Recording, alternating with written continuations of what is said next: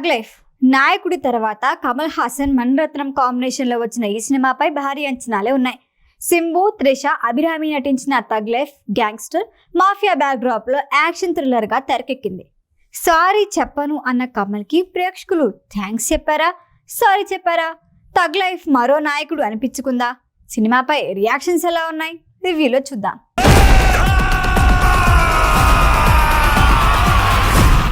కమల్ హాసన్ మణిరత్నం కాంబినేషన్లో 38 ఏళ్ల క్రితం వచ్చిన నాయకుడు ఎందరో దర్శకులకు స్ఫూర్తినిచ్చే సినిమాగా నిలిచింది.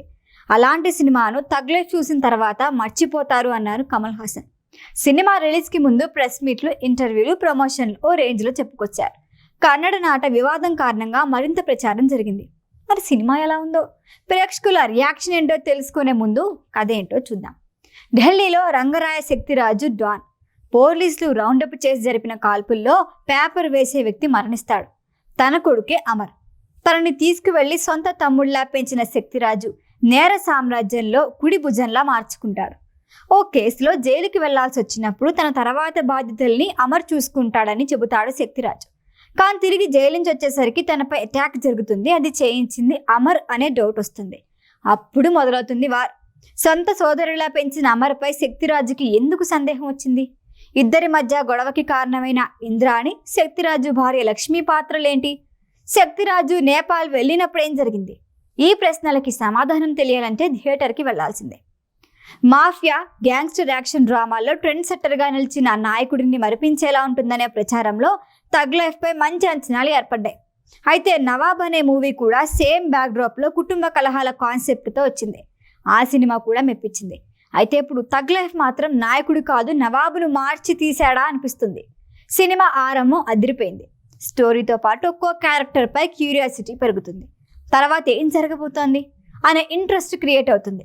కానీ కొద్దిసేపటికే ఆ క్యూరియాసిటీ పోయి ఏదో రొటీన్ రివెంజ్ గ్యాంగ్స్టర్ డ్రామా అని అర్థమైపోతుంది. తండ్రిని చంపటానికి వ్యక్తి ముందు అమ్మాయిని చూపించిన తెగువ, నచ్చి పెళ్లి చేసుకున్నా అని చెప్పిన శక్తిరాజు మరొక స్త్రీకి ఎందుకు ఆకర్షితుడయ్యాడో క్లారిటీ ఉండదు.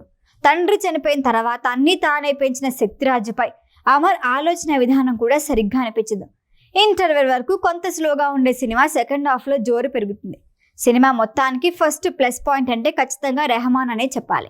యాక్షన్ సీన్స్లో వాహ్వా అనిపించాడు రెహమాన్. ఇక నటీనటుల గురించి చెప్పుకుంటే కమల్ హాసన్కి సవాల్ విసిరే క్యారెక్టర్ ఎవరైనా రాయగలరా? అసలు కమల్ హాసన్ నటుని గురించి ప్రత్యేకంగా చెప్పుకోవటం కన్నా అమాయకత్వం ఉండదు.